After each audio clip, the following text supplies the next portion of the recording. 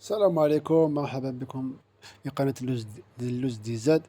ديما نهضروا على سكنة عدل.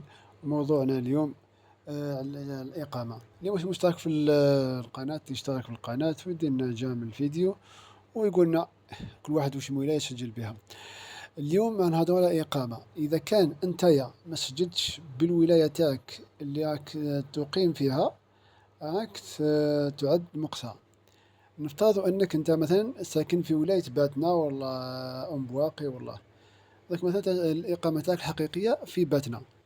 نفترض انك رحلت للقسنطينة مثلا، نقولوا رحلت وما درتش الشطب من الولاية تاعك باتنا وحولتها للقسنطينة، فهنايا لازم تسجل بولاية باتنا. اذا سجلت بولاية قسنطينة فتعد مقصي تماما من سكنة عدل. لهذا راح نقول لكم ثبت الولاية تاعك، لكن مش مدير الشطب خليه في الأولى تاعك، فهمتني؟ لأنه الوقت تسجيلاتنا ذاك ما تقدرش تروح دير الشطب ولا آخر. دير رقم الولاية تاعك الأصلية وسجل، وبربي إن شاء الله يقبلوك إن شاء الله.